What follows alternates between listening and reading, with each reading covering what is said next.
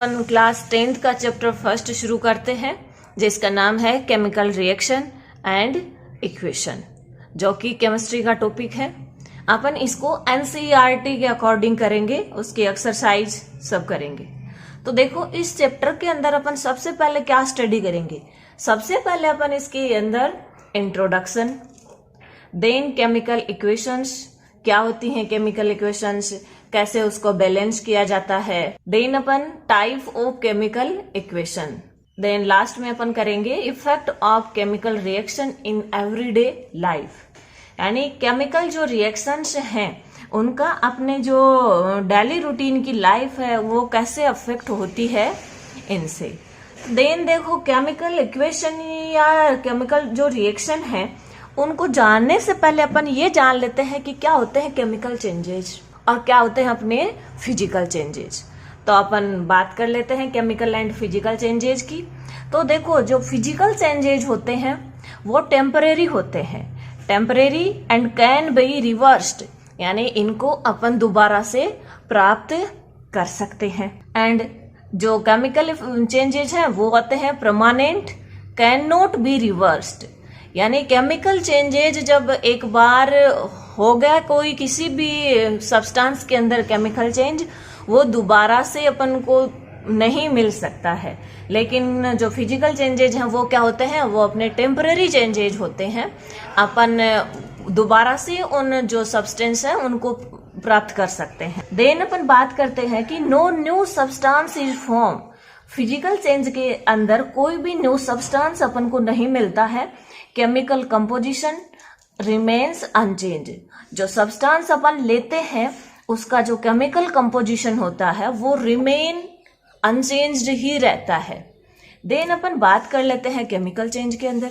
तो chemical change के अंदर क्या होता है कि new substance are form, chemical composition भी क्या हो जाता है, इनका चेंज हो जाता है।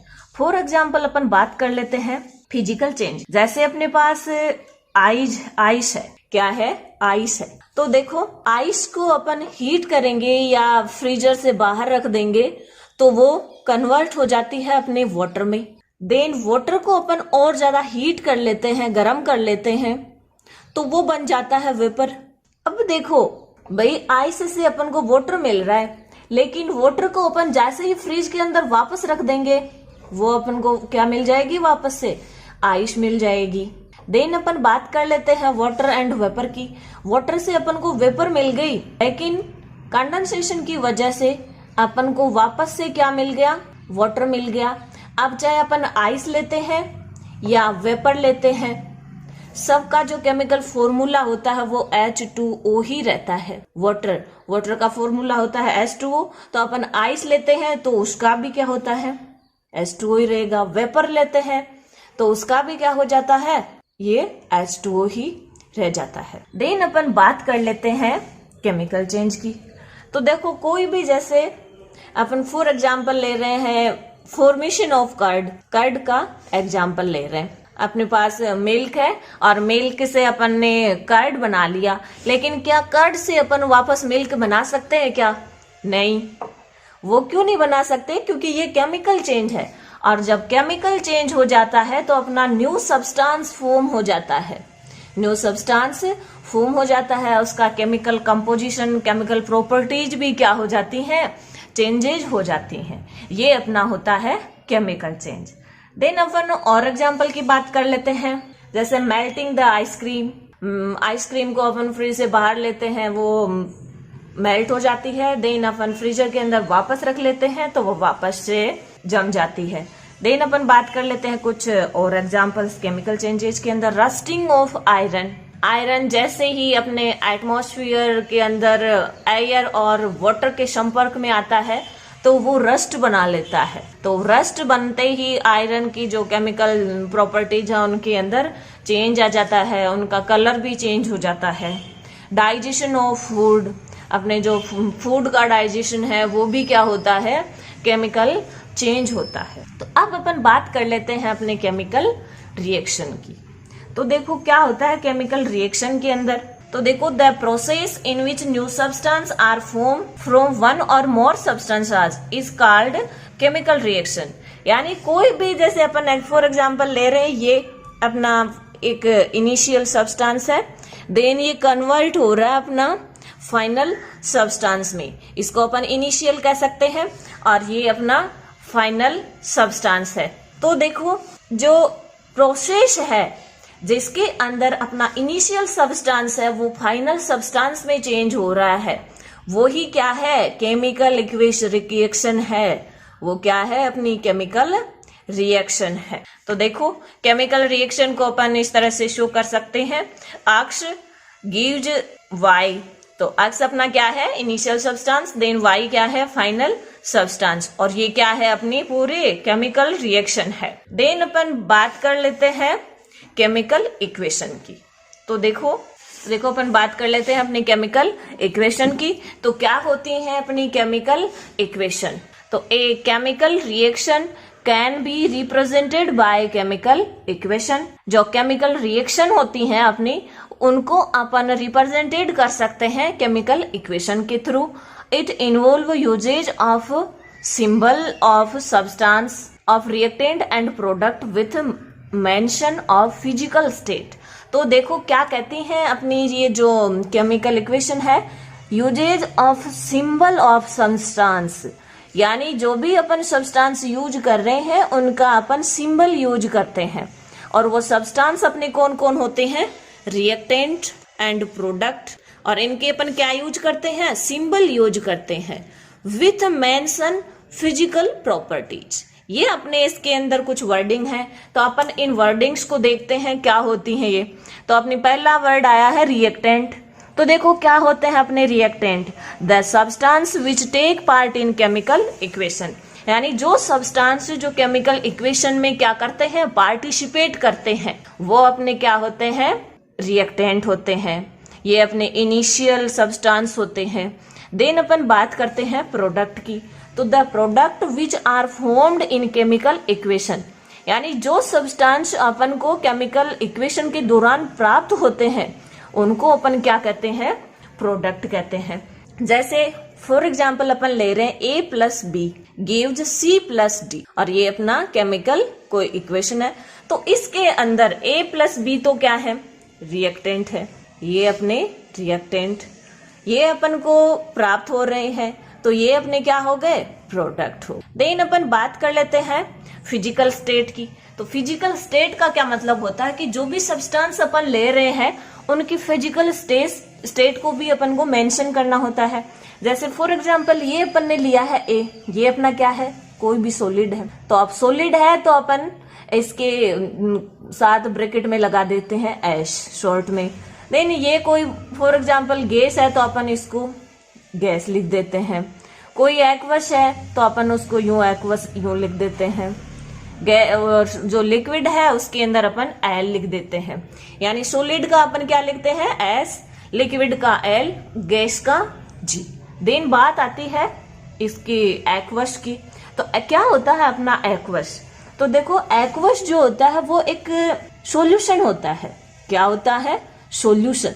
और सॉल्यूशन के अंदर अपने ये 2 पार्ट्स होते हैं, solute and solvent, solute and solvent. तो सोल्यूट को अपन विले और ये अपना विलायक, और सॉल्यूशन को अपन विलियन कहते हैं। अपन एक्वस कब यूज करते हैं कि कोई भी जब सॉल्यूशन होता है उसके अंदर ये सोलवेंट अपना क्या होता है, वाटर होता है। अगर सोलवेंट की जगह अपन वाटर काम में ले लेते हैं तो उसको अपन कह देते हैं एक्वस। देन अपन चलते हैं, एग्जाम्पल ले लेते हैं। केमिकल इक्वेशन अपन ने देख ली, रिएक्टेंट एंड प्रोडक्ट्स अपन ने देख लिए।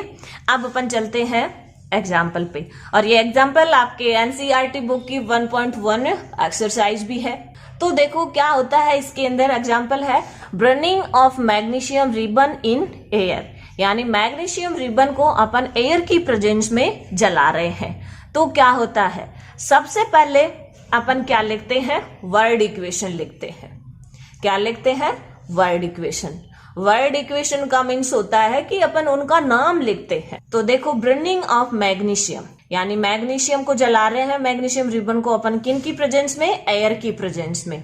तो अपन इसको लिख सकते हैं मैग्नीशियम प्लस ऑक्सीजन, देन अपन को क्या मिल रहा है, मैग्नीशियम ऑक्साइड। कोई भी जो सब्सटेंस होता है वो ऑक्सीजन से रिएक्ट करके ऑक्साइड बनाते हैं। तो देखो बाद में अपन लिखते हैं वर्ड इक्वेशन के बाद में लिखते हैं फॉर्मूला इक्वेशन। फॉर्मूला इक्वेशन का मीन्स होता है कि जो भी अपन ने यहाँ पर रिएक्टेंट लिए हैं उनके अपन सिंबल या फॉर्मूलाज लिखते हैं। तो देखो मैग्नीशियम का सिंबल क्या होता है, Mg होता है। ऑक्सीजन का सिंबल क्या होता है, O2 होता है। देन अपन को क्या मिल रहा है, मैग्नीशियम ऑक्साइड MgO। अपन ने एक बात करी थी कि विथ मेंशन फिजिकल स्टेट, तो देखो मैग्नीशियम के साथ में लिखा हुआ है एस, यानी ये क्या है, सॉलिड है। O2 के साथ लिखा हुआ है गैस, ये क्या है, गैस है।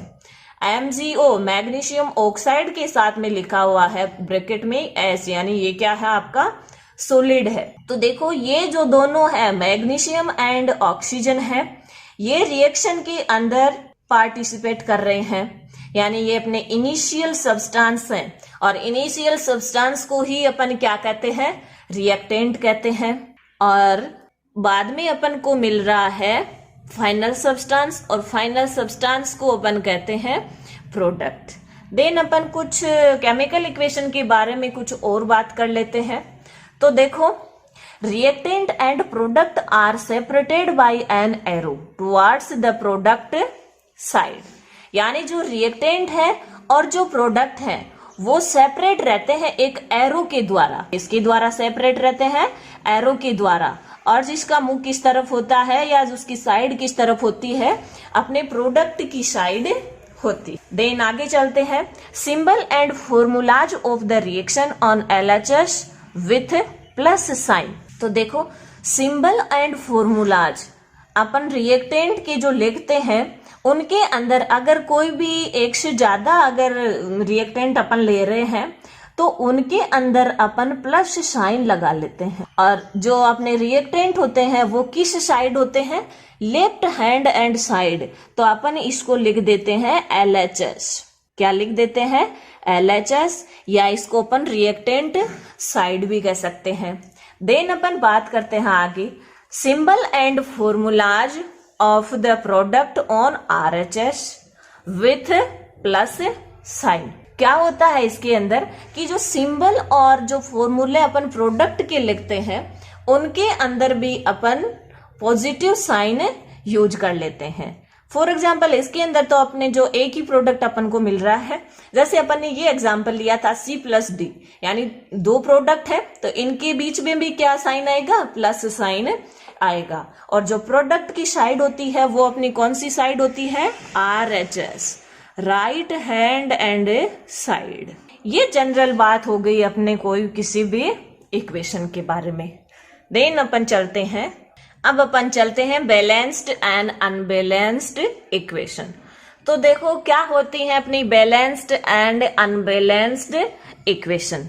तो देखो फॉर एग्जांपल अपन ने जो पेज पे जो अपन ने लिखी थी एक chemical equation, magnesium plus oxygen, और उससे अपन को क्या मिल रहा था, मैग्नीशियम ऑक्साइड मिल रहा था। तो इसके अंदर अपन को ध्यान से देखना है कि मैग्नीशियम का LHS की तरफ कितने एटम है, एक है।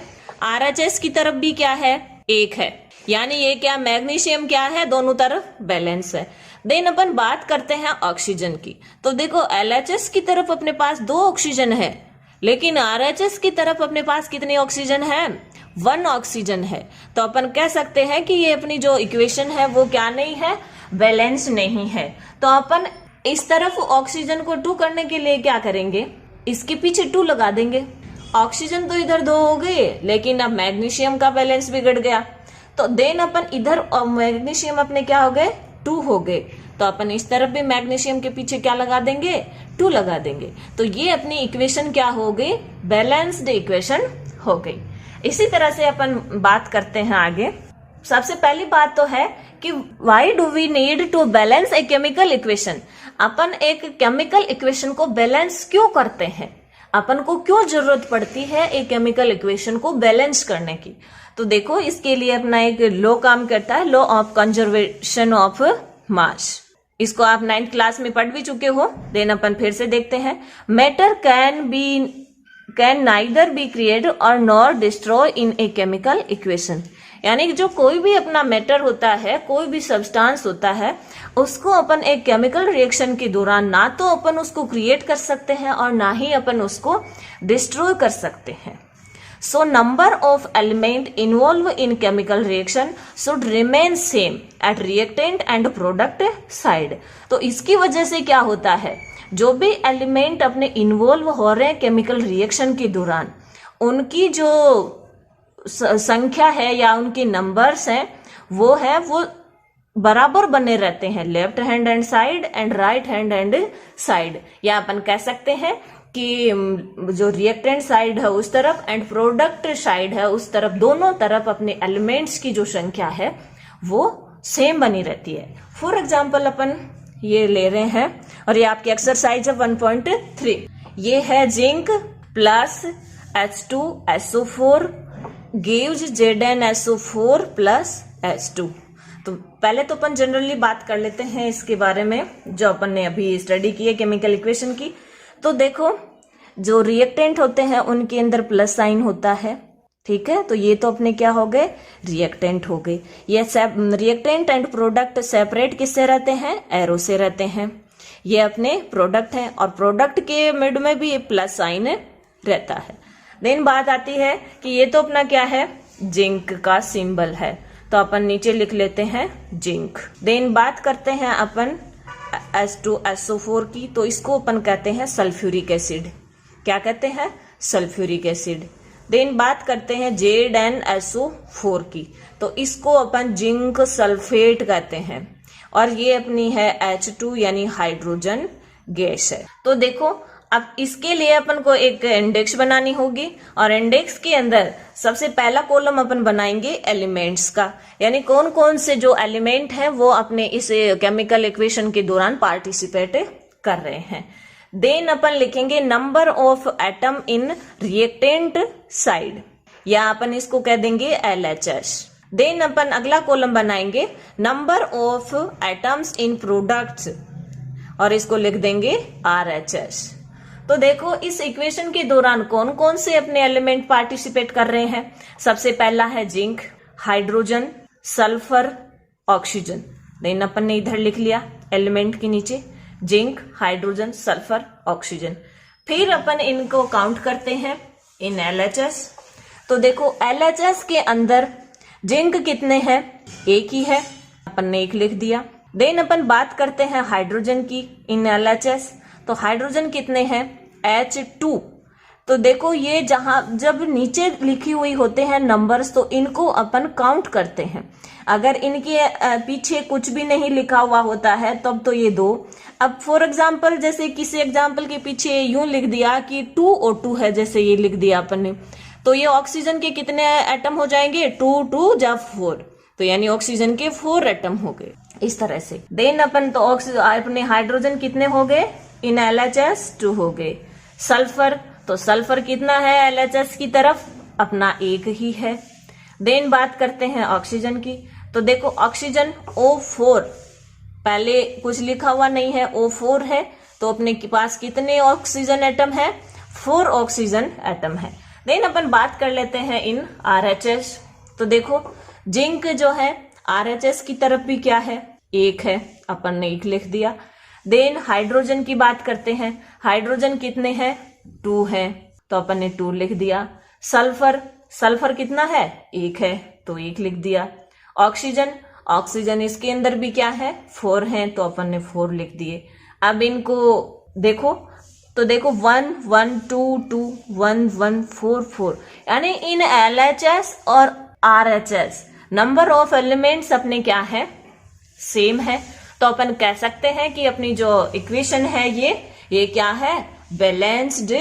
देन अपन और एग्जाम्पल की बात करते हैं जिसको अपन को बैलेंस करना है। तो देखिए, अपना अगला एग्जाम्पल रहता है Fe plus H2O gives Fe3O4 plus H2, और इस इक्वेशन को अपन को क्या करना है, बैलेंस करना है।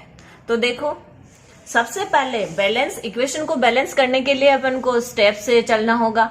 तो फर्स्ट स्टेप के अंदर अपन क्या करेंगे, firstly draw box around each formulas, यानी फर्स्ट के अंदर अपन क्या करेंगे, फर्स्ट स्टेप के अंदर जो भी अपन को ये फॉर्मूलाज दिए हुए हैं उनको अपन बॉक्स में बंद कर लेंगे। और बॉक्स में बंद अपन क्यों करते हैं, ताकि अपन बॉक्स के अंदर जो फॉर्मूलाज लिखे हैं उनके अंदर कोई भी चेंजेस नहीं कर सके। यानी अपन को जो फॉर्मूले दिए हुए होते हैं उनके अंदर अपन को कोई छेड़छाड़ नहीं करनी है, अपन को सिर्फ नंबर लगाने हैं और वो भी बॉक्स के बाहर। देन अपना अगला स्टेप है कि list the number of atom of different element, यानी जो डिफरेंट एलिमेंट्स हैं उनके नंबर अपन लिस्ट करते हैं, एक लिस्ट बना लेते हैं उनकी, जैसे अपन ने इस ऊपर वाले एग्जाम्पल में बनाया था। थर्ड अपना जो स्टेप है उसकी है कि select the largest formula to start balancing. तो सबसे पहले अपन किसको बैलेंस करते हैं, तो अपना जो आपने एग्जाम्पल दिया हुआ है उसका लार्जेस्ट फॉर्मूला लेते हैं। जैसे इसका लार्जेस्ट फॉर्मूला क्या हो जाएगा, Fe3O4 हो जाएगा। तो अपन को रिएक्शन बैलेंस करनी है तो सबसे पहले अपन किसको चूज करेंगे, अपन Fe3O4 को चूज करेंगे। और Fe3O4 के अंदर भी जैसे जो मैक्सिमम एटम है यानी ऑक्सीजन के एटम 4 है, तो अपन सबसे पहले ऑक्सीजन को बैलेंस करेंगे। देन अपना जो लास्ट फोर्थ स्टेप है to check the correctness of balance equation. फिर अपन क्या करते हैं, जैसे ही अपन ने फर्स्ट स्टेप किया है बैलेंसिंग का, उसके बाद में अपन चेक करते हैं कि कितनी करेक्ट है अपनी बैलेंस इक्वेशन, यानी कौन कौन से एटम और रह गए अपन को बिना बैलेंस किए हुए। तो देन अपन देखो इस एग्जाम्पल को स्टेप वाइज स्टेप अपन आगे चलते हैं। तो सबसे पहले स्टेप अपन को क्या कह रहा है कि first draw boxes around the formulas, यानी जो फॉर्मूलाज हैं उनके चारों तरफ अपन को बॉक्स बनाने हैं। तो सबसे पहले अपन ने बॉक्स बना लिए, Fe plus H2O gives Fe3O4 plus H2, अपन ने बॉक्स बना लिए। देन अपन को क्या करना है, एक लिस्ट बनानी है, इंडेक्स बनानी है कि LHS और RHS के अंदर कौन कौन से एलिमेंट हैं और उनके नंबर्स क्या हैं। तो देखो एलिमेंट्स अपने कौन कौन से हो गए, आयरन हो गया, Fe को अपन क्या कहते हैं, आयरन कहते हैं। देन हाइड्रोजन और ये ऑक्सीजन, 3 एलिमेंट है, तीनों एलिमेंट लिख दिए। देन नंबर लिखते हैं इन LHS। तो देखो LHS की तरफ कितने हैं, 1 Fe है, लिख दिया। देन अपन चलते हैं हाइड्रोजन पे, LHS की तरफ कितने हाइड्रोजन है, 2 है तो 2 लिख दिया। देन ऑक्सीजन 1 है तो 1 लिख दिया। बात करते हैं RHS की, तो देखो RHS के अंदर अपने आयरन कितने हैं, Fe3 है यानी 3 है, 3 लिख दिया। हाइड्रोजन कितने हैं, 2 है, 2 लिख दिया। देन ऑक्सीजन कितने हैं, O4 यानी 4 ऑक्सीजन है, अपन ने लिख दिया। अब देखो हाइड्रोजन इसके अंदर बैलेंस है, बाकी आयरन और ऑक्सीजन क्या नहीं है, बैलेंस नहीं है। तो किसी एक एलिमेंट के बैलेंस होने से अपन ये नहीं कह सकते हैं कि अपनी इक्वेशन जो है वो बैलेंस है। हर एलिमेंट के नंबर्स क्या होने चाहिए, इक्वल रहने चाहिए। देन अपन बात करते हैं आगे। थर्ड स्टेप अपना था कि अपन जो लार्जेस्ट फॉर्मूला है उसको चूज करेंगे। तो लार्जेस्ट फॉर्मूला अपना क्या है, Fe3O4 है, और Fe3O4 के अंदर भी जो मैक्सिमम एटम है वो किसके हैं, ऑक्सीजन के हैं। तो अपन ऑक्सीजन को बैलेंस करते हैं। तो देखो इधर क्या है अपने पास, O4 है, तो LHS की तरफ भी अपन को क्या करना होगा, O4 करना होगा। और ऑक्सीजन को बैलेंस करने के लिए मैक्सिमम अपन को क्या करना होता है, H2O के नंबर्स के आगे ये लगाने होते हैं। तो देखो अगर अपन H2O के पहले 4 लगा देते हैं तो इसके अंदर क्या हो गए, नंबर ऑफ ऑक्सीजन एलिमेंट 4 हो गए, यानी अपनी ऑक्सीजन क्या हो जाएगी, बैलेंस हो जाएगी। ऑक्सीजन तो बैलेंस हो गई, लेकिन अब क्या अनबैलेंस हो गया, अपना हाइड्रोजन अनबैलेंस हो गया। यानी हाइड्रोजन कितने हो गए, 4 2 जा 8, अपने पास कितने हाइड्रोजन हो गए, 8 हाइड्रोजन हो गए। तो अपन आगे की स्टेप में क्या करेंगे, इन हाइड्रोजन्स को बैलेंस करेंगे। तो देखो कैसे बैलेंस करेंगे, अगर जो अपना ये H2 है इसके पहले अपन 4 लगा देते हैं तो 4 2 जा 8 हाइड्रोजन हो जाएंगे। तो अगले स्टेप में अपन क्या करेंगे, Fe plus 4H2O gives Fe3O4 plus 4 hydrogen. Hydrogen से पहले अपन ने क्या लगा दिया, 4 लगा दिया। अब अपने हाइड्रोजन बैलेंस हो गए, लेकिन इस तरफ क्या है, आयरन 3 है और इस तरफ LHS की तरफ कितने आयरन है, एक आयरन है। तो अपना आयरन अनबैलेंस है अभी तक। तो अपन अब क्या करेंगे, आयरन इधर सिंगल एटम लिखा हुआ है तो इसके पहले अपन 3 लगा देते हैं, तो अपना आयरन भी क्या हो जाता है, बैलेंस हो जाता है। इस तरह से अपन ने आयरन, हाइड्रोजन एंड ऑक्सीजन तीनों को क्या कर लिया, बैलेंस कर लिया। अब आप देख सकते हैं कि LHS और RHS दोनों में नंबर ऑफ एलिमेंट्स अपने क्या रह गए, सेम रह गए। तो अपनी जो इक्वेशन क्या हो जाएगी, balance equation 3Fe plus 4H2O gives Fe3O4 plus 4H2, और ये अपनी क्या है, बैलेंस इक्वेशन है। अब अपन बात कर लेते हैं इसके अंदर फिजिकल स्टेट मेंशन की। तो देखो फिजिकल स्टेट के अंदर अपन को क्या करना होता है कि जो एलिमेंट्स हैं इनके साथ अपन को फिजिकल स्टेट भी लिखनी होती है। तो 3Fe सॉलिड, और सॉलिड का अपन क्या लिख देते हैं, S लिख देते हैं। 4H2O गैस गिव्स Fe3O4, और ये अपना है सॉलिड, और प्लस 4H2 गैस। इस तरह से अपनी अनबैलेंस्ड जो इक्वेशंस होती हैं उनको अपन बैलेंस कर सकते हैं। देन अपन बात कर लेते हैं कुछ और एग्जांपल्स की। देखो ये स्टेप्स अपने काम में नहीं आने वाले हैं, अपने माइंड में ये सेट करना होगा कि कैसे अपन एक इक्वेशंस को बैलेंस कर सकते हैं। फॉर एग्जाम्पल अपन 1-2 एग्जाम्पल देखो और ले लेते हैं। जैसे कोई भी दिया हुआ है, ये है CO प्लस 2 नहीं लिख रहे हैं, H2 गिव्स CH3OH। तो देखो इनको अपन क्या कहते हैं, ये अपना है कार्बन मोनोऑक्साइड, ये अपनी हाइड्रोजन है ही, और इसको अपन कहते हैं मेथिनॉल। क्या कहते हैं, मेथिनॉल। तो देखो इसके अंदर अपन देखते हैं तो इस तरफ कार्बन क्या है, अपन लिख लेते हैं कौन कौन से एलिमेंट इसके अंदर हैं। तो देखो कार्बन, ऑक्सीजन और हाइड्रोजन। अब इन LHS अपन लिख लेते हैं, और इधर अपन लिख लेते हैं RHS। देन देखो LHS की तरफ अपना कार्बन कितना है, 1 है। RHS की तरफ भी क्या है, 1 है। देन बात करते हैं ऑक्सीजन की। LHS की तरफ ऑक्सीजन कितना है, 1 है। RHS की तरफ भी ऑक्सीजन कितना है, 1 है। देन बात आती है हाइड्रोजन की। LHS में हाइड्रोजन कितने हैं, 2, और RHS की तरफ हाइड्रोजन अपना कितना है, 3, और एक ये 4, यानी 4 हाइड्रोजन है। यानी अपन को हाइड्रोजन को बैलेंस करना है, बाकी 2 एलिमेंट्स अपने बैलेंस है। तो हाइड्रोजन को बैलेंस करने के लिए अपन क्या कर लेंगे, हाइड्रोजन से पहले 2 लगा देंगे, और 2 2 जा 4 हो जाएंगे इधर भी। तो अपनी इक्वेशन क्या हो जाएगी, बैलेंस हो जाएगी। देन एक बहुत ही इंपॉर्टेंट एग्जाम्पल है फोटोसिंथेसिस का, वो अपन और बात कर लेते हैं उसकी। तो देखो एक फोटोसिंथेसिस जो इक्वेशन होती है वो क्या होती है, किसके अंदर होता है फोटोसिंथेसिस, प्लांट्स के अंदर होता है। और प्लांट्स के अंदर किसकी वजह से होता है, उनके अंदर क्लोरोफिल जो पिगमेंट है वो पाया जाता है। तो क्लोरोफिल पिगमेंट एंड सनलाइट की प्रेजेंस में जो प्लांट्स हैं वो अपना फूड फॉर्मेशन करते हैं, इसी को अपन क्या कहते हैं, फोटोसिंथेसिस कहते हैं। तो देखो इसका है अपना पास से, अपन इसको लिख सकते हैं, इसके अंदर CO2 प्लस H2O और गिव्स C6H12O6 प्लस, अपन को बैलेंस करनी है इक्वेशन।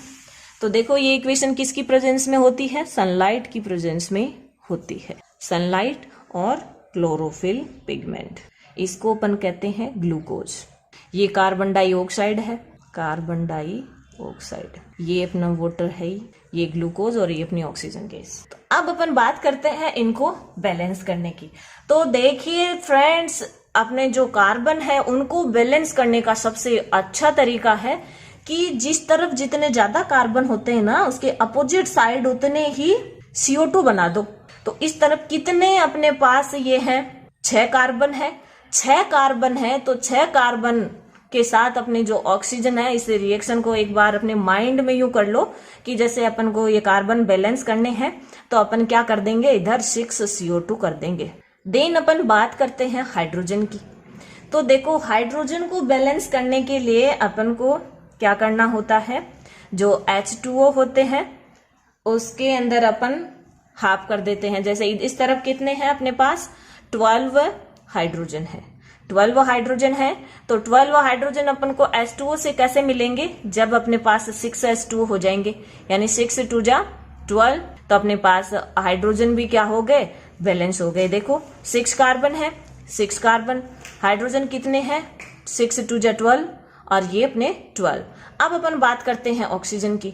तो देखो इस तरफ अपने पास कितने ऑक्सीजन हैं, तो देखो ऑक्सीजन बैलेंस करने के लिए 6 और 2 यानी कितने ऑक्सीजन है इस तरफ, 6 2 जा 12 यानी 12 और ये 6 ऑक्सीजन ये, यानी अपने पास कितने हो गए, 18 ऑक्सीजन हो गए। और इस तरफ कितने हैं, 6 और ये 2, 8 ही ऑक्सीजन है। तो देखो ये तो 6 हैं, अपने पास कितने बाकी रह गए, 12 ऑक्सीजन और रह गई। तो अपन यहाँ पर क्या लगा देंगे, 6 लगा देंगे, तो अपनी ऑक्सीजन क्या हो जाएगी, बैलेंस हो जाएगी। इस तरह से अपन जितनी ज्यादा प्रैक्टिस करेंगे उतना ही अपन को इक्वेशंस को बैलेंस करना अच्छा लगेगा। तो अपन आगे चलते, आगे की क्लास में बात करेंगे टाइप ऑफ केमिकल इक्वेशन। तब तक आप अपना होमवर्क कंप्लीट रखिए और अब आप अपना चैनल को सब्सक्राइब जरूर कर दीजिए ताकि आने वाले लेटेस्ट वीडियो के नोटिफिकेशंस आपको मिलती रहे।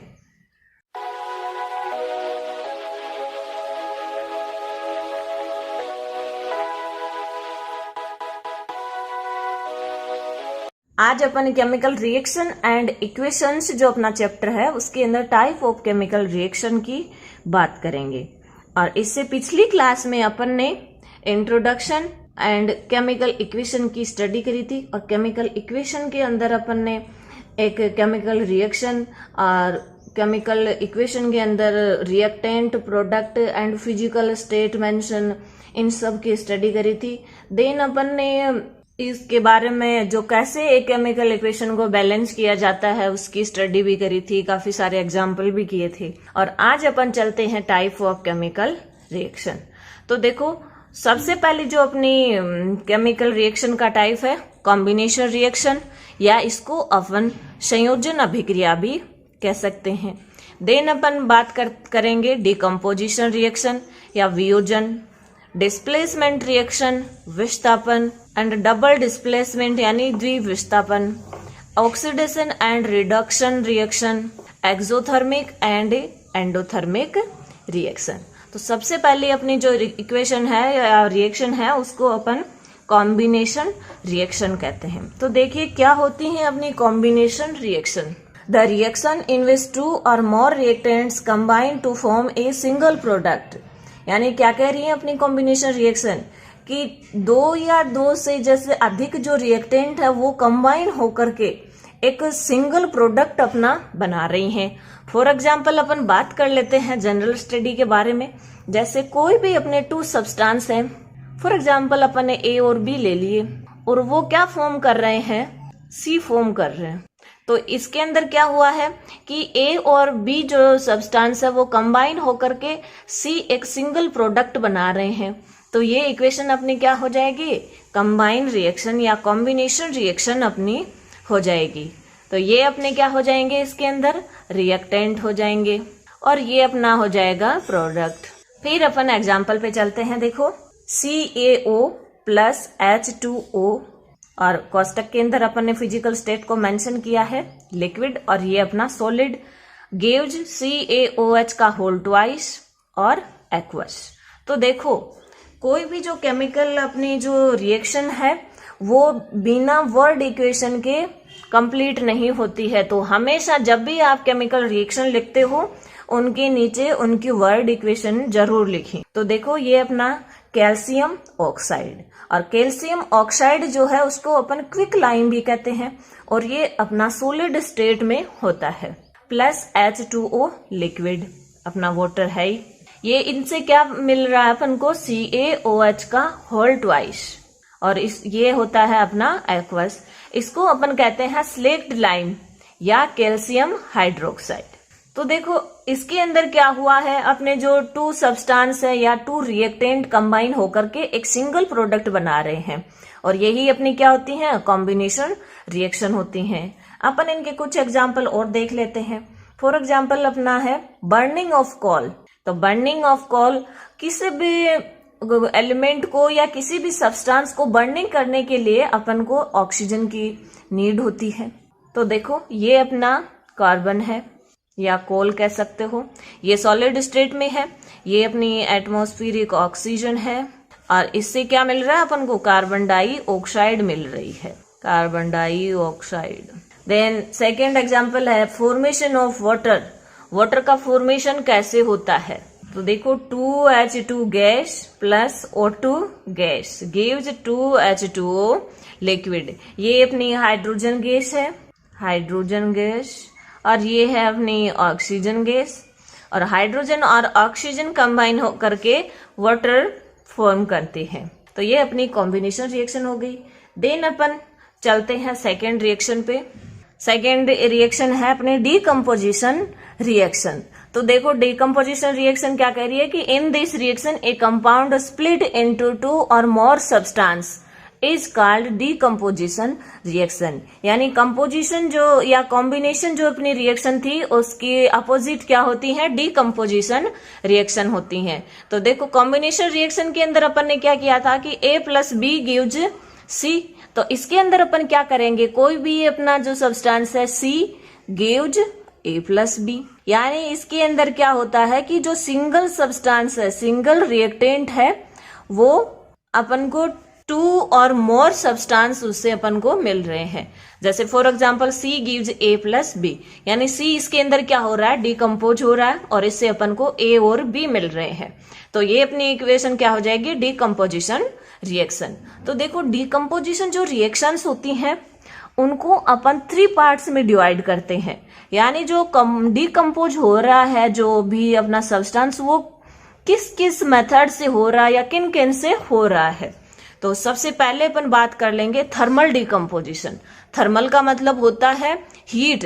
तो देखो when decomposition is carried out by heating, यानी जब अपना डीकम्पोजिशन है वो हीट के द्वारा होता है, तब इसको अपन क्या कह देंगे, डीकम्पोजिशन, थर्मल डीकम्पोजिशन कह देंगे। तो देखो फॉर एग्जाम्पल अपना है CaCO3, और इसको अपन हीट करेंगे तो अपन को मिल रहा CaO प्लस CO2 गैस। अब इनके अपन ने वर्ड इक्वेशन नहीं लिख रखी है तो अपन वर्ड इक्वेशन लिखते हैं। इसको अपन क्या कहते हैं, कैल्शियम कार्बोनेट कहते, कैल्शियम कार्बोनेट। और कैल्शियम कार्बोनेट को जैसे ही अपन हीट करते हैं तो ये कैल्शियम ऑक्साइड और कार्बन डाइऑक्साइड में टूट जाता है, carbon dioxide. Then second number पे अपन चलते हैं, अब अपन बात कर लेते हैं इलेक्ट्रोलाइटिक डिकम्पोजिशन। यानी when decomposition is carried out by passing electricity, यानी जब डिकम्पोजिशन है वो इलेक्ट्रिसिटी के द्वारा जब होती है अपनी डिकम्पोजिशन रिएक्शन, तो उसको अपन क्या कहते हैं, इलेक्ट्रोलाइटिक डिकम्पोजिशन कहते हैं। फॉर एग्जाम्पल जैसे H2O लिक्विड है और उसके अंदर अपन इलेक्ट्रिक करंट फ्लो कर रहे हैं, तो ये डिकम्पोज हो जाएगा H2 प्लस O2 गैस के अंदर। देन बात करते हैं अपन फोटोलाइसिस डिकम्पोजिशन। यानी when decomposition is carried out by presence of sunlight, जब डिकम्पोजिशन रिएक्शंस हैं वो सनलाइट की प्रेजेंस में कंप्लीट होती हैं, तो उसको अपन क्या कहते हैं, फोटोलाइसिस डिकम्पोजिशन कहते हैं। For example 2AgCl gives 2Ag plus and Cl2 gas. क्या होता है, देखो इसके अंदर AgCl को अपन सिल्वर क्लोराइड कहते हैं, और ये सनलाइट की प्रेजेंस में अपन ने सिल्वर एंड Cl2 गैस के अंदर डिकम्पोज हो जाती है। देन इसी तरह से एक रिएक्शन और है कि 2AgBr in presence of sunlight gives 2Ag solid plus Br2 gas. इसके अंदर भी क्या हो रहा है कि जो अपना AgBr है वो सनलाइट की प्रेजेंस में अपन को Ag प्लस और Br2 गैस देता है। तो ये दोनों जो अबोव रिएक्शन है, the above reaction are used in black and white photography, इसलिए ये आप इक्वेशंस आपके लिए क्या हो जाती हैं, इंपॉर्टेंट हो जाती हैं। यानी क्या यूज होता है इनका, तो ये ब्लैक एंड व्हाइट फोटोग्राफी के अंदर इनका यूज होता है। ये अपनी हो गई डिकम्पोजिशन रिएक्शन। और डिकम्पोजिशन रिएक्शन कितने पार्ट्स में डिवाइड होती हैं, 3 पार्ट्स में, thermal decomposition, electrolytic decomposition and photolysis decomposition. Then अपन बात कर लेते हैं सेकेंड रिएक्शन की, displacement reaction. The reaction in which more reactive element displace less reactive element from its solution. यानी जो डिस्प्लेसमेंट रिएक्शन है उनके अंदर जो एक रिएक्टिव एलिमेंट है वो जो दूसरा एलिमेंट है अपने सॉल्यूशन के अंदर उसको क्या कर देता है, डिस्प्लेस कर देता है। जैसे अपन रिएक्शन की बात करते हैं, Fe solid plus CuSO4 aqueous gives FeSO4 aqueous plus Cu solid. सबसे पहले आप इनकी वर्ड इक्वेशन की बात करते हैं तो इसको अपन आयरन कहते हैं। ये अपना कॉपर सल्फेट सॉल्यूशन है और ये आयरन सल्फेट अपन को इसमें मिल रहा है और ये कॉपर। तो देखो डिस्प्लेसमेंट रिएक्शन के अंदर क्या होता है कि जो एलिमेंट मोर रिएक्टिव होता है वो अपने से लेस रिएक्टिव जो एलिमेंट है उसको उसके सॉल्यूशन से डिस्प्लेस कर देता है। जैसे इस रिएक्शन के अंदर जो अपना आयरन जो एलिमेंट है वो क्या करेगा, कॉपर को उसके कॉपर सल्फेट सॉल्यूशन से डिस्प्लेस कर देगा और खुद उस सॉल्यूशन से जुड़ जाएगा। जैसे Fe से क्या बना लिया, FeSO4 और कॉपर को बेचारे को अकेला कर दिया। अब इस जो इक्वेशन है ये आपके लिए इम्पोर्टेंट है, आपकी एक्सरसाइज भी है कि why does the iron nail become brownish in colour and the blue colour of copper sulphate solution fade. यानी जो आपकी आयरन नेल है वो ब्राउनिश कलर की हो जाती है एंड जो ब्लू कलर का कॉपर सल्फेट सॉल्यूशन है वो क्या हो जाता है, फेड हो जाता है। ऐसा क्यों होता है? तो in this reaction iron is more reactive और it displace copper from its solution. तो इस रिएक्शन के अंदर क्या होता है, डिस्प्लेसमेंट होता है। यानी जो मोर रिएक्टिव एलिमेंट है वो लेस रिएक्टिव एलिमेंट को क्या कर देगा, डिस्प्लेस कर देगा। एग्जाम्पल इसकी और ले लेते हैं अपन। Zinc solid plus CuSO4 aqueous gives ZnSO4 aqueous plus Cu solid. इसको अपन जिंक कहते हैं, ये अपना जिंक एलिमेंट है, ये कॉपर सल्फेट सॉल्यूशन है और इससे जिंक सल्फेट सॉल्यूशन मिल रहा है। तो क्या हो रहा है इस रिएक्शन के अंदर भी जो जिंक है वो कॉपर से मोर रिएक्टिव है। तो कॉपर से मोर रिएक्टिव होने के कारण जिंक क्या करेगा, कॉपर को उसके सॉल्यूशन से डिस्प्लेस कर देगा। सेकंड है Pb solid plus CuCl2 aqueous gives PbCl2 aqueous plus Cu solid. ये अपना लेड एलिमेंट है, ये कॉपर क्लोराइड का सॉल्यूशन है, इससे लेड क्लोराइड मिल रहा है और कॉपर सॉलिड मिल रहा है। तो इस रिएक्शन के अंदर भी क्या हो रहा है, अपना जो लेड है वो मोर रिएक्टिव है कॉपर से। मोर रिएक्टिव होने के कारण ये क्या करेगा, कॉपर को उसके सॉल्यूशन से डिस्प्लेस कर देगा और खुद सॉल्यूशन बना लेगा। तो in this reaction zinc and lead are more reactive than copper. अब अपन बात करते हैं डबल डिस्प्लेसमेंट रिएक्शन की। इस रिएक्शन के अंदर तो क्या हो रहा था, सिंगल एलिमेंट का डिस्प्लेसमेंट हो रहा था और इसके अंदर अपन बात करेंगे डबल डिस्प्लेसमेंट की। तो देखो क्या होती है अपनी double displacement reaction. A reaction in which new compounds are formed by mutual exchange of ion between two compounds. यानी इस रिएक्शन के अंदर एक न्यू कंपाउंड फॉर्म होता है और वो भी क्यों होता है कि दो जो अपने कंपाउंड है उनके अंदर आयन्स का म्यूचुअल एक्सचेंज होता है। For example Na2SO4 aqueous plus BaCl2 gives BaSO4 solid plus 2NaCl aqueous. तो इसको अपन कहते हैं सोडियम सल्फेट। ये अपना barium chloride, barium sulphate and sodium chloride. तो देखो इस रिएक्शन के अंदर क्या हो रहा है, ये अपना जो बेरियम सल्फेट है इसको अपन व्हाइट प्रेसिपिटेट कहते हैं। क्या कहते हैं, व्हाइट प्रेसिपिटेट कहते हैं। यानी इस रिएक्शन के अंदर अपन को व्हाइट प्रेसिपिटेट भी मिल रहा है, इसलिए इस रिएक्शन को अपन प्रेसिपिटेट रिएक्शन भी कह सकते हैं। तो देखो इनके अंदर क्या हुआ है, ये जो अपना Na2SO4 है और ये BaCl2 है। तो देखो जो Ba है वो तो कंबाइन हो जाएगा SO4 के साथ और जो Na है वो कंबाइन हो जाएगा Cl के साथ। तो देखो इनके अंदर क्या होता है, जो Na2SO4 है अपना Na2SO4, तो देखो ये ब्रेक जब भी होता है तो ये होगा 2Na प्लस और प्लस SO4 माइनस 2। इस तरह से ये ब्रेक होता है। अपना जो BaCl2 है इसको अपन जैसे ही हीट कर देते हैं तो ये ब्रेक हो जाते हैं Ba+2 प्लस 2Cl-। अब रिएक्शन के दौरान क्या होता है, ये जो Ba+2 है ये तो कंबाइन हो जाएगा SO4-2 के साथ, और ये जो Cl है ये NaCl के साथ। तो देखो Ba+2 और SO4-2 ये बना लेंगे बेरियम सल्फेट BaSO4, और जो Cl- और Na+ है ये बना लेंगे NaCl। जो अपना वाइस्ट जो प्रेसिपिटेट अपन को मिल रहा है वो Ba+2 और SO4-2 के कंबाइन होने से अपन को मिल रहा है। अब बात आती है कि जो प्रेसिपिटेट है वो होता क्या है। It is an अनसोल्यूबल solid that emerges from a liquid solution, यानी ये एक इनसोल्यूबल सॉलिड होता है किसी भी लिक्विड सॉल्यूशन के अंदर। यानी अपन इनसोल्यूबल जो सॉलिड होता है और वो जब एक लिक्विड के अंदर होता है तो वो जो भी अपना एपरेटस होता है उसके पैंदे के अंदर जमा हो जाता है, इन बॉटम जमा हो जाता है। तो देखिए आज अपन ने 4 रिएक्शंस की स्टडी करी है। सबसे पहली अपनी थी कॉम्बिनेशन रिएक्शन, सेकेंड नंबर पे थी डिकम्पोजिशन रिएक्शन, एंड थर्ड पे थी डिस्प्लेसमेंट रिएक्शन, और फिर अपन ने स्टडी कर ली डबल डिस्प्लेसमेंट रिएक्शन की। तो देखिए स्टूडेंट्स, आप इन जो रिएक्शंस हैं इनको अच्छे से स्टडी करिए और अपना होमवर्क कंप्लीट रखिए।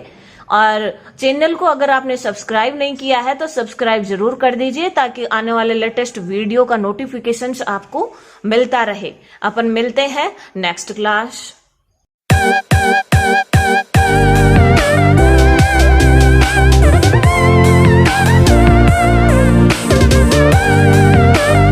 आज अपन बात करते हैं ऑक्सीडेशन एंड रिडक्शन रिएक्शन, जो कि अपना 5th टाइप है, और 4 टाइप अपन ने इससे पिछली क्लास में स्टडी कर ली है, आप वीडियो देख सकते हैं। तो देखिए क्या होता है ऑक्सीडेशन एंड रिडक्शन रिएक्शन। तो देखो ऑक्सीडेशन एंड रिडक्शन को अपन को जब भी समझना होता है तो इसको अपन 3 जो फैक्टर है उसके बेस पे स्टडी करेंगे, और इन 3 बेस पे अगर आप स्टडी कर लोगे तो आप इनको कभी भूल नहीं पाओगे। तो देखिए पहला फैक्टर है अपना इलेक्ट्रॉन, सेकंड है हाइड्रोजन, और थर्ड है ऑक्सीजन। तो ऑक्सीडेशन के अंदर तो क्या होता है, इलेक्ट्रॉन्स रिमूवल, क्या होता है इलेक्ट्रॉन्स का रिमूवल होता है, और रिडक्शन के अंदर एडिशन होता है। देन सेकंड फैक्टर है अपना हाइड्रोजन। तो ऑक्सीडेशन के अंदर क्या होता है, हाइड्रोजन का रिमूवल होता है, और रिडक्शन के अंदर हाइड्रोजन का एडिशन होता है। देन बात आती है ऑक्सीजन की। तो ऑक्सीजन का ऑक्सीडेशन के अंदर एडिशन एंड रिडक्शन के अंदर रिमूवल होता है। यानी अपन बात कर लेते हैं जैसे ऑक्सीडेशन। तो ऑक्सीडेशन यानी ऑक्सीजन का क्या हो रहा है, इसके अंदर एडिशन हो रहा है, ऑक्सीजन का एडिशन हो रहा है। तो ऑक्सीडेशन के अंदर ऑक्सीजन का एडिशन होता है, और हाइड्रोजन और इलेक्ट्रॉन्स का रिमूवल होता है। एंड इन रिडक्शन ऑक्सीजन का ऑक्सीडेशन और रिडक्शन जो है अपने आप में अपोजिट रिएक्शन से है। तो रिडक्शन के अंदर ऑक्सीजन का तो रिमूवल हो जाएगा, एंड इलेक्ट्रॉन एंड हाइड्रोजन का एडिशन हो जाएगा। तो देखो अपन डेफिनेशन देखते हैं, the addition of oxygen to substance and the removal of hydrogen from a substance. यानी किसी भी सब्सटेंस के अंदर जब ऑक्सीजन का एडिशन होता है और हाइड्रोजन का रिमूवल होता है किसी सब्सटेंस से, तो वो अपनी ऑक्सीडेशन रिएक्शंस होती हैं। देन बात आती है रिडक्शन की। तो the addition of hydrogen to substance and the removal of oxygen from a substance. तो रिडक्शन के अंदर किसी सब्सटेंस के अंदर तो हाइड्रोजन का एडिशन होता है, या किसी सब्सटेंस से ऑक्सीजन का रिमूव होता है। फॉर एग्जाम्पल देखते हैं, तब अपन को अच्छे से समझ में आएगा। अपना एग्जाम्पल है 2Cu + O2 gives 2CuO। ये अपना कॉपर है, ये अपनी ऑक्सीजन गैस, और ये कॉपर ऑक्साइड। तो देखो इसके अंदर क्या हुआ है, कॉपर है उसके साथ ऑक्सीजन ऐड हुई है, CuO है। इसके अंदर ये अलग अलग है, लेकिन रिएक्शन कंप्लीट होने के बाद में जुड़ गए, यानी CuO, यानी ऑक्सीजन क्या हुआ है, कॉपर के साथ जुड़ गया है, ऐड हो गया है। तो ये अपनी रिएक्शन कौन सी हो जाएगी, ऑक्सीडेशन हो जाएगा। क्या हो जाएगा, ऑक्सीडेशन हो जाएगा। देन अपन बात करते हैं सेकेंड एग्जाम्पल की। तो देखो सेकेंड एग्जाम्पल के अंदर क्या हो रहा है, CuO प्लस H2, इसको अपन हीट दे रहे हैं तो कॉपर प्लस H2O फॉर्म हो रहे हैं। तो देखो इस रिएक्शन के अंदर क्या हो रहा है, अपना जो कॉपर ऑक्साइड है वो किस में चेंज हो रहा है, कॉपर में चेंज हो रहा है, यानी ऑक्सीजन का रिमूव हो रहा है, ऑक्सीजन रिमूव हो रही है। देन ये जो अपनी हाइड्रोजन गैस है इससे क्या बन रहा है, H2O बन रहा है, ऑक्सीजन इसके साथ ऐड हो रही है, यानी ये क्या हो रहा है, ऑक्सीडेशन हो रहा है। तो देखो ये हो गई अपना ऑक्सीडेशन रिएक्शन, H2 से H2O बन रहा है। देन CuO से, इससे ऑक्सीजन रिमूव हो रही है, तो ये अपनी रेडॉक्स रिएक्शन हो गई। और कोई भी रिएक्शन जिसके अंदर ऑक्सीडेशन और रिडक्शन दोनों साथ साथ होते हैं या एक ही रिएक्शन के अंदर होते हैं, वो अपनी होती है रेडॉक्स रिएक्शन। और ये अपने आप में बहुत इंपॉर्टेंट है आपके एग्जाम, व्यू ऑफ आपकी एग्जाम, आप इसको इंपॉर्टेंट लगा लीजिए। तो देखिए अब अपन स्टडी करते हैं, डेफिनेशन देखते हैं रेडॉक्स रिएक्शन की। The reaction in which one reactant gets oxidised while the other gets reduced is called oxidation reaction and redox reaction। यानी क्या होता है, जब एक ही रिएक्शन के अंदर जो अपना एक रिएक्टेंट है वो तो क्या होता है, ऑक्सीडाइज्ड होता है, एंड जो अनदर जो रिएक्टेंट है वो क्या होता है, रिड्यूस्ड होता है। तो इस ऐसी रिएक्शन को अपन ऑक्सीडेशन रिडक्शन रिएक्शन कह देंगे, या अपन इनको रेडॉक्स रिएक्शन कह देंगे। इसका अपन एक एग्जांपल और देख लेते हैं, जैसे जिंक ऑक्साइड है, इसको अपन क्या कहते हैं, ये अपना जिंक ऑक्साइड है, जिंक ऑक्साइड, ये अपना कार्बन है। तो देखो इनसे अपन को क्या मिल रहा है, जिंक और कार्बन मोनोऑक्साइड, ये अपना क्या है, कार्बन मोनोऑक्साइड, मोनोऑक्साइड। तो देखो इन this reaction ZNO convert into Zn and carbon convert into carbon monoxide, यानी कार्बन के साथ तो ऑक्सीजन ऐड हो रही है, और ऑक्सीजन ऐड होते ही अपन क्या कह देंगे, ऑक्सीडेशन रिएक्शन कह देंगे। देन इनके अंदर ZNO जिंक ऑक्साइड से ऑक्सीजन रिमूव हो रही है, और ऑक्सीजन रिमूव होते ही अपन क्या कह देंगे, रिडक्शन रिएक्शन। और ये दोनों एक ही रिएक्शन के अंदर हो रहे हैं, तो अपन इस रिएक्शन को कह देंगे रेडॉक्स रिएक्शन। यानी जब एक ही रिएक्शन के अंदर एक रिएक्टेंट ऑक्सीडाइज्ड होता है एंड दूसरा जो रिएक्टेंट है वो रिड्यूस्ड होता है, तो ऐसी रिएक्शंस को अपन रेडॉक्स रिएक्शन कहते हैं। अब अपन नंबर 6 पे बात करते हैं, एक्सोथर्मिक एंड एंडोथर्मिक रिएक्शन। तो देखो जो एक्सोथर्मिक एंड एंडोथर्मिक रिएक्शन है, इनको अपन टेम्परेचर बेस पे डिफाइन करेंगे। जैसे फर्स्टली अपन बात कर लेते हैं एक्सोथर्मिक। तो देखो एक्सोथर्मिक अपन इस वर्ड से ही डेफिनेशन निकालेंगे। एक्सो का मतलब होता है आउट, और थर्मिक, थर्म का मतलब होता है हीट, यानी हीट क्या होती है, आउट होती है, आउट यानी बाहर निकलना। तो देखो the reaction in which energy is released is called exothermic reaction, यानी ऐसी रिएक्शंस जिनसे एनर्जी क्या होती है, रिलीज होती है। और जब एनर्जी रिलीज होती है तो ऐसी रिएक्शंस को अपन कह देंगे exothermic reaction. For example burning of natural gas. तो देखो नेचुरल गैस अपन CH4 को कहते हैं, और CH4 का नाम होता है मेथेन। तो ये अपना एग्जाम्पल है एक्सोथर्मिक रिएक्शन का।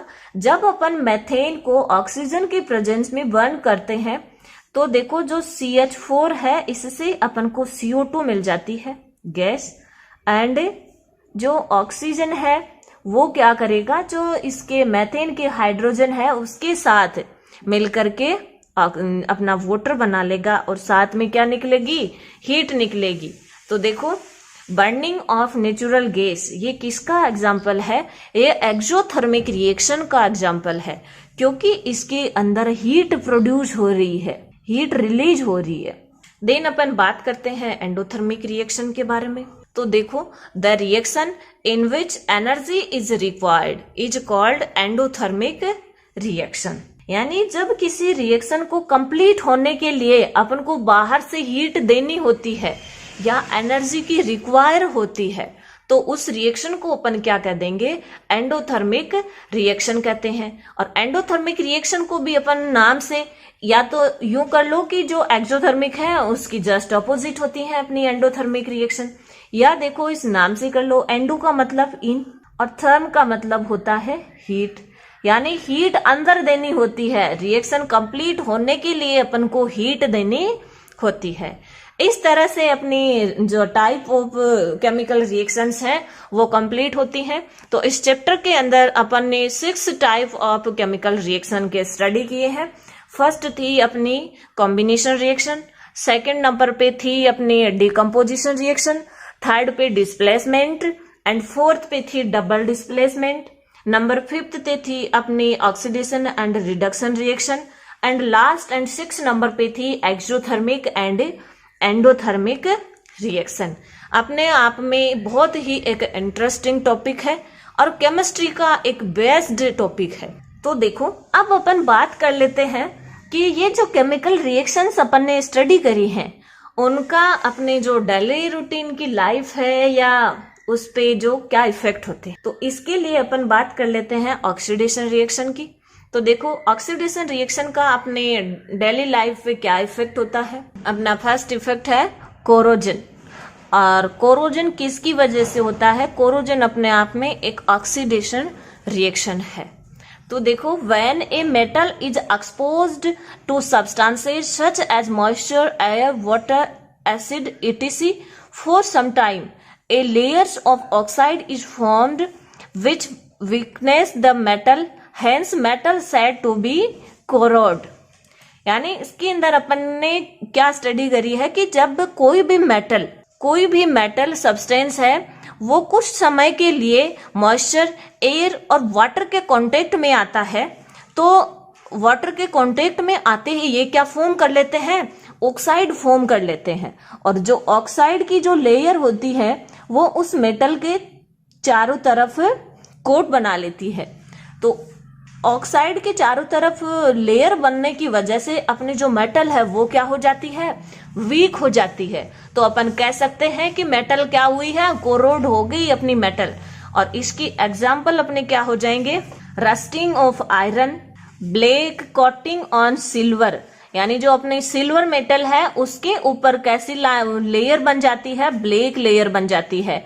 ग्रीन कोटिंग ऑन कॉपर, अपना जो कॉपर है उसके चारों तरफ ग्रीन लेयर बन जाती है। तो ये अपने होते हैं कोरोजन के एग्जाम्पल। अब कोरोजन से किसी मेटल को कैसे सेफ रखा जाता है? तो by painting and by greasing के द्वारा अपन किसी भी मेटल को कोरोइड होने से बचा सकते हैं।